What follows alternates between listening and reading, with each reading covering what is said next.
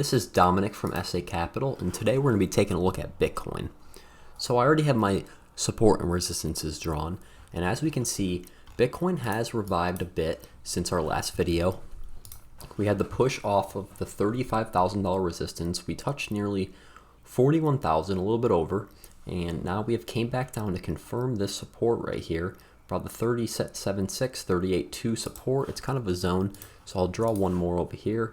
And this is kind of this was our resistance zone. We got above it a few times, tried to hold it here, but each time it failed. So if we could hold this here, this would mean that Bitcoin is gaining traction on its revival. But as we can see on the daily chart, we still are pretty low in terms of where we were. And many of us are looking at this important zone right here, which is about the 41,000, 40,800 zone.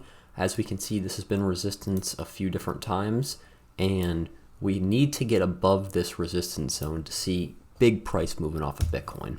And as we can see, we have broken over our trend line. We had a trend line right here that was broken, and we still have one more trend line to break over, and this is right here, but we do have some time until we reach that price level, whether it's in an upward way or a consolidation way. And once that breaks, Bitcoin will be in a way better position than it is right now. But if we look at the daily chart, we can see that we have a trend line right here on the relative strength index that is yet to break above. And until Bitcoin breaks above this, we still have to say that we're considered technically in a downtrend. But as we can see, the RSI has revived super strong off of these initial lows right here.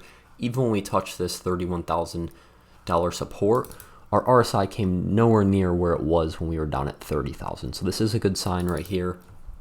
And the stochastic RSI is a bit overbought, but if we can continue to stay over here above this 6 zone right here, this 6 value, and if we get another push up and maybe a consolidation, that will be enough to bring Bitcoin to its revival mark, which we are looking for the $43,000 to $47,000 mark. We could use this by looking at our Fibonacci mark. And this right here is kind of where we're targeting, between the 0.382 and the 0.5. If we could break above this, it will be great, and we will be looking at 51,000 to 54,000. And at that point, there's a very good chance that Bitcoin may make a new high. But right now, it is way too far for us to make that conclusion. But it is a good sign that we have revived away from here. And right now, what we're looking to get above is this mark of the 41,000 to 42,000, and we could draw a rectangle right here. This right here is kind of where we are looking to break above and hold. If price can break above this and hold it, it is going to be very, very nice, and Bitcoin should minimum go to the 44,000 to 48,000, 47, right around this zone right here.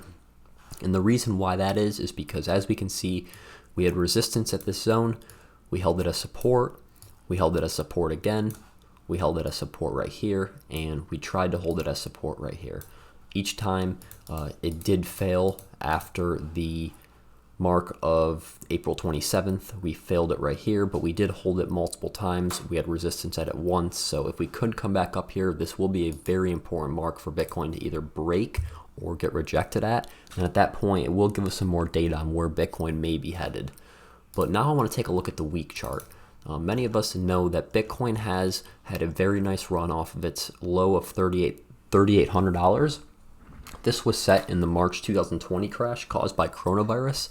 And since then, Bitcoin did reach from its low to its high roughly 1,600% in growth. So that is a very big amount of growth, and we hit over $1 trillion market cap up here. But unfortunately, up here is kind of where we had many celebrities telling us to buy Bitcoin. The media was super bullish, but no one was really talking about Bitcoin down on these levels.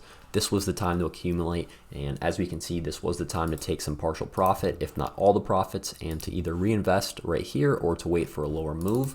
But as we can see, the weekly RSI has reset very, very low, and this was the first time that we've ever seen it spend this much time under this mark of the 2. This 2 value. Each time in the past, we actually just went down and we bounced right above it.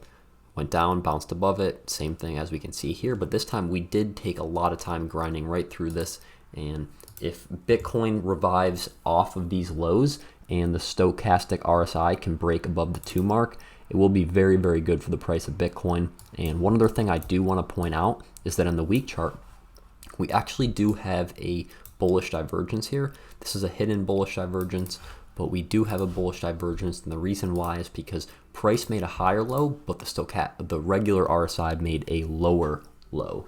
So this is kind of a diverging thing, which this is bullish, and as we can see, we have gotten that bounce. This bounce can produce higher once we break the $42,000 mark. But on the bearish side, what we're looking for, drop it down to the day chart again. What we're looking for on the bearish side is that if Bitcoin fails to hold this $38,000 mark, 37.5, and comes back down to this support of 35,000, and if we break below this box right here, this will be a super bear move for Bitcoin, and at that point we would be looking at lower targets, potentially our first target being 28,500, and our next target being around 25,500, and our stronger support is around 24. And then if we can't hold 24, we would be looking for a retest of its previous high of 19,800.